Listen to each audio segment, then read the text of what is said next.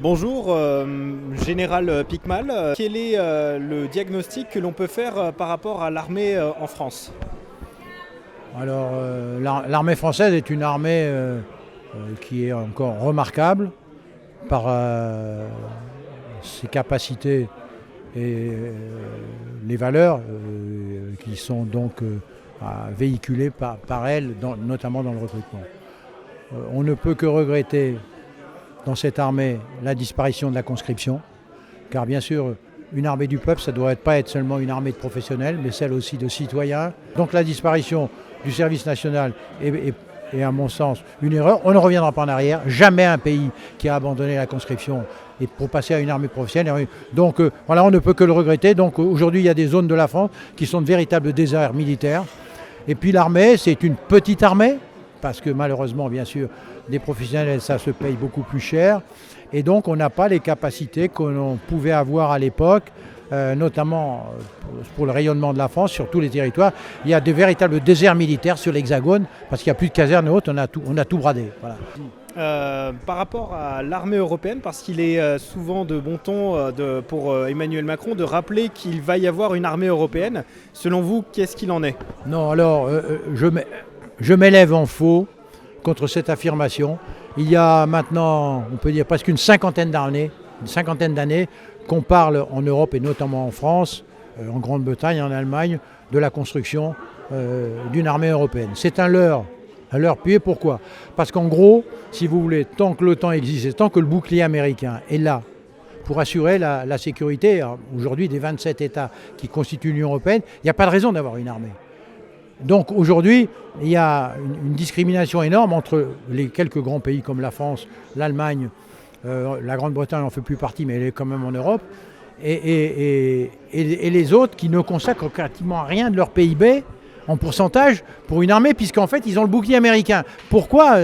Et donc, aujourd'hui, l'Europe qu'on a construite, c'est un obstacle à la création d'une armée européenne. Donc, pour moi, aujourd'hui, il n'y aura jamais d'armée européenne. Nous, on a réussi à subsister parce qu'on a eu des militaires. On a eu le général de Gaulle qui a construit une belle armée, qui a été rentré dans le nucléaire. L'Allemagne, pendant longtemps, elle n'a pas eu d'armée suite à la Deuxième Guerre mondiale. Et puis peu à peu, elle s'est relevée, mais l'armée allemande, c'est rien du tout. Il y avait par contre la Grande-Bretagne, une belle armée, mais maintenant ils sont au Brexit. Mais ils ont une belle armée. Voilà. Les deux seules armées européennes qui tiennent la route, c'est celle de Grande-Bretagne et la France. Quid de la guerre entre l'Ukraine et la Russie? Selon vous, quels sont les tenants et les aboutissants? Est-ce une guerre de pipeline? Est-ce une guerre énergétique? Ça, les pipelines, c'est des moyens utilisés pour contraindre, je dirais, et se servir du levier qu'est la guerre russo-ukrainienne pour pouvoir justement que le mondialisme soit la solution de l'avenir de la planète. C'est-à-dire en gros disparition des États-nations et une capitale mondiale qui régit tout, donc disparition de tout ce qui fait le cœur justement des patriotes, puisque le patriotisme c'est l'amour de la nation, c'est l'amour de son pays. C'est la patrie, la terre des pères. Et donc, donc ça permet de dire en gros, on tue cette espèce de fascisme de l'idée de nation. Donc c'est la disparition des nations. Dans une Europe, par exemple, qui serait une entité dans laquelle il n'y a plus que des régions. Voilà. Et le but de cette guerre dont le levier est l'Ukraine, qui sert de cible, en fait, c'est de faire disparaître les États. Et l'Union européenne est la première à contribuer à cette idée de la disparition. C'est pour ça qu'on veut unir tous les États européens pour aider l'Ukraine. C'est ce que font d'ailleurs beaucoup d'États.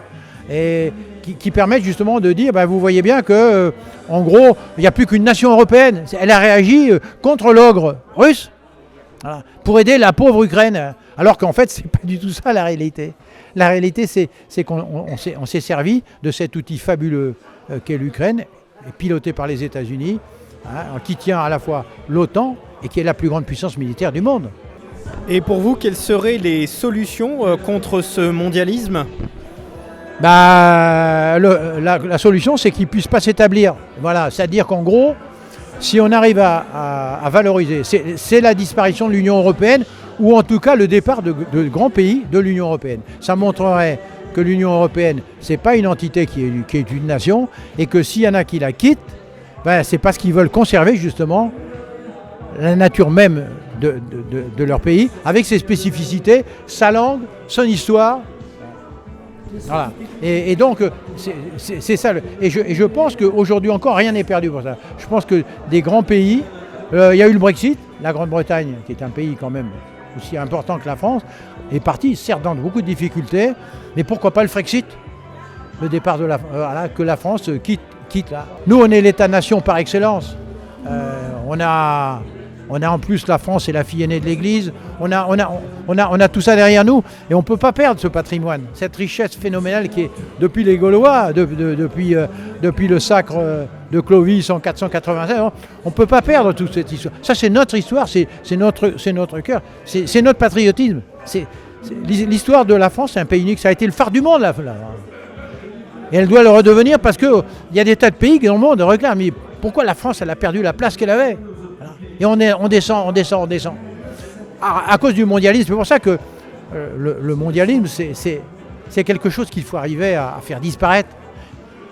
Chacun des États-nations a une spécificité, a une âme, une grandeur, une histoire, une langue, et on doit la conserver. Mais le maintien de l'OTAN, de ce colosse militaire, fait qu'effectivement, on va plutôt vers le mondialisme. Avec deux États phares, les États-Unis d'un côté et leur puissance militaire, et de l'autre côté la Chine qui économiquement prendra le leadership dans le monde. Et par rapport à la Chine, on sait que l'objectif de la Chine c'est de récupérer Taïwan. Quel en serait-il selon vous? Alors, je pense qu'ils n'y parviendront pas. Alors c'est sûr, pourquoi? Parce que Taïwan, jusqu'en 1650, Taïwan était chinois. Donc aujourd'hui, la République de Chine se tourne devant son leader en disant de tout temps, Taïwan n'a pas de raison d'avoir quitté les gens. Donc, ils ont réussi en 1949, au moment où la Chine devenait communiste, à ce que Taïwan arrive à s'isoler. C'est une île quand même économiquement avec une réussite phénoménale. Et donc, les Américains qui ont toujours été opposés à la puissance de la Chine ont tout fait pour défendre, bien sûr. Et Taïwan, à mon avis, ne risque rien tant qu'elle bénéficie du bouclier américain. Et les Américains les aident beaucoup actuellement. Ils ont des manœuvres autour de Taïwan. Donc je pense que Taïwan ne risque pas une invasion. Les Chinois, jamais, parce que militairement, la Chine, c'est un nain à côté de là. Il y a 1,4 milliard d'habitants, mais militairement, ils ne font pas le poids. Donc les Chinois savent qu'ils ne peuvent pas passer en force. Reprendre Taïwan, ils n'y arriveront pas. Parce que les États-Unis ont une puissance militaire qui est la plus grande du monde, tout le monde le sait. Non, les Chinois le savent aussi. Par contre, ce qu'ils veulent faire, c'est économiquement les faire disparaître et affaiblir après leur potentiel militaire. Parce que la Chine va être, à mon avis, à horizon 5, 6, peut-être 10 ans maximum, va être la plus grande puissance économique du monde. Qu'avez-vous à dire, notamment pour la jeunesse française? D'abord, je leur souhaite bonne chance. Parce qu'ils ont un magnifique pays.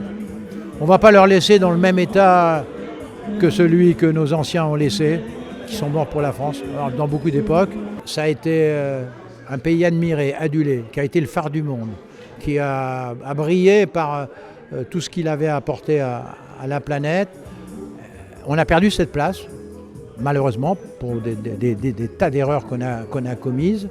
On aura du mal à la retrouver, mais au moins qu'on retrouve notre âme, et notamment la vraie France, celle qui a été un modèle qui continue à éclairer un peu le monde. Voilà. Et ça, ce sera difficile.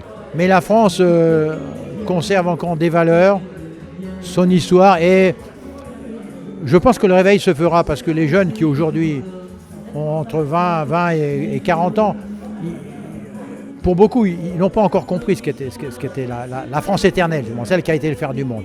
Mais que la découverte, quand ils vont être aux manettes, c'est eux qui vont avoir c'est eux qui seront la France. C'est plus les gens de la génération avant. Je pense que là, ils découvriront que cette âme de la France, elle est unique. La France, c'est le pays qui a encore 41 200 églises, dont peut-être la moitié ne sont pas occupées, mais qui a partout des crucifix, des calvaires, et donc qui est lié de manière indéfectible et à jamais à l'histoire de la chrétienté. Et ça, ce sera un levier qui reviendra tôt ou tard, c'est sûr. Moi, je ne le verrai pas, c'est sûr. Mais il y aura un réveil, à la fois des consciences et un réveil de cette âme de la France qu'a incarné magnifiquement, par exemple, Jeanne d'Arc. et c'est ce qui redonnera une âme. Eh bien, je vous remercie, Général. Ah, pas de quoi, c'est moi qui vous remercie.